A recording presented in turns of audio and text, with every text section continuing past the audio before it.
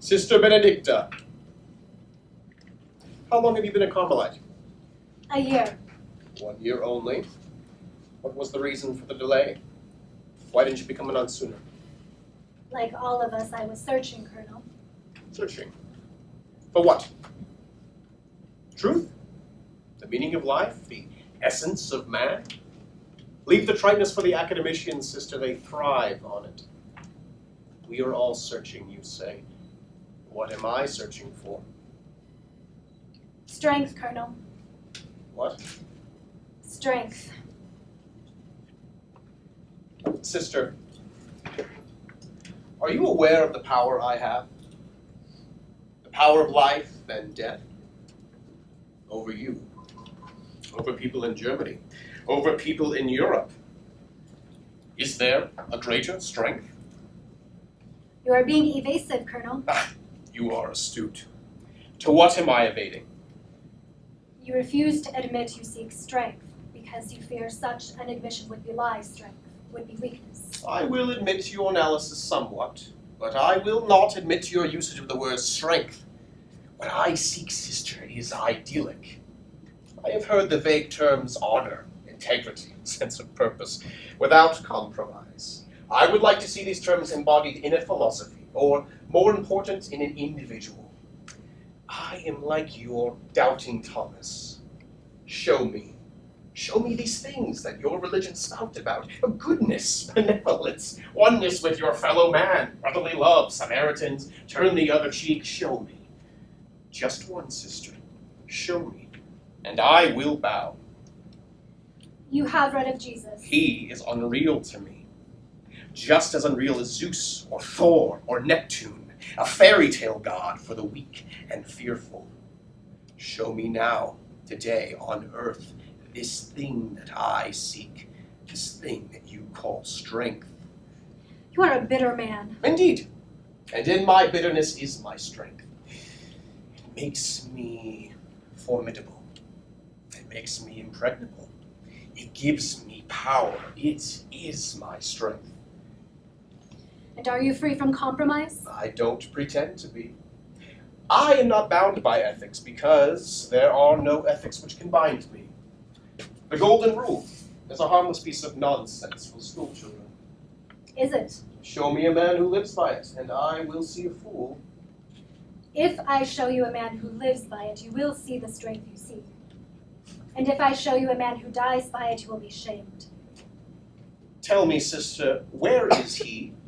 In your concentration camps. What? Yes, he's there by the thousands now. The Jew? For the most part. But he is Gentile as well. Ah, the Jew.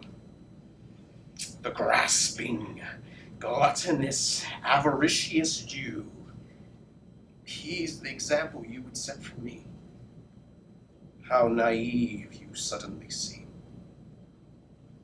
Would you like to visit a camp sometime and see how this paragon of brotherly love informs on his fellow man, ingratiates himself for a modicum of extra comfort at the expense of his fellow man? You would tell me he is noble, that he is without compromise. The monsters are not selective about where they work, even in your camps, or especially in your camps, where a piece of bread may mean survival for an extra day. Do the monsters run rampant?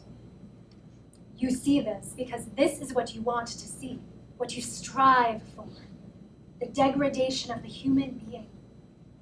But you are wrong. For every single victim of the monsters, there are 1,000 Matthews who live and die in the strength of their God. And they will rise, and they will destroy you. This is your curse, not the Jew. This is what maddens you, that you can deprive them of everything, even their wills, but not their faith, not their strength. I wish I had your capacity for totalness within emotion, sister. Or loving. I am sorry for you. Sorry for me. I am sorry for anyone who has lost their capacity to love. You're sorry for me. It has been a long time since anyone has said that. Thank you. Do you have a family? Yes, And with them? I feel nothing. Except perhaps obligation. That is sad, not to know love. Yet, if one does not know it, he does not miss it. So it is not so sad. Do you believe that? No. To love, one must be able to give. I think so. Yet there are many ways to love. There's only one way to give in love. Give of yourself. That is an easy thing to say, sister, but for many a difficult thing to achieve. To what extent does one give of himself, part to love, part to business, part to religion? There is nothing left for himself. Love is selfish. Love demands much. And love rewards in kind with love. Perhaps, sister, but I find it difficult to be total in any emotion, even hate. You are unique for a Nazi soldier. And you, sister, are very frank and open. An admirable quality, but in our time, an essentially dangerous one.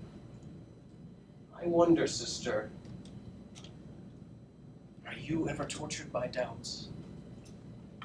No one is infallible.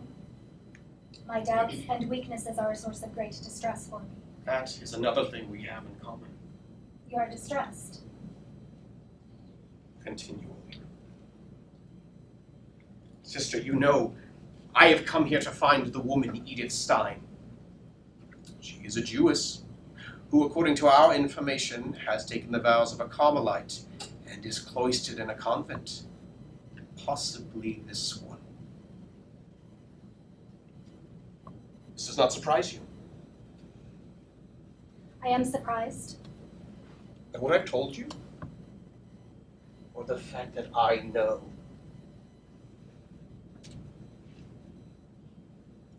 And have you found her yet? This Edith Stein.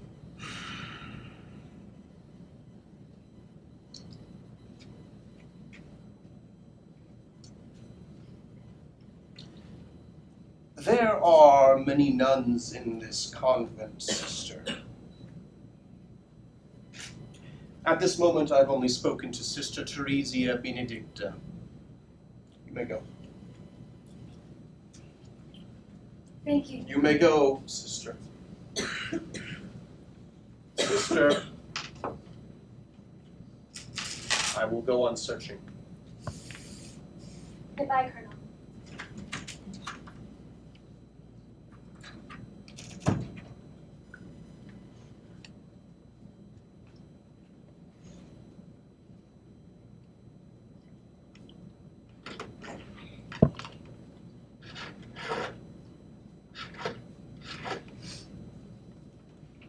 Gestapo headquarters, extension 711. Major. Yes, it is I. I have found her. She is at the convent. Send a car down immediately. I will wait.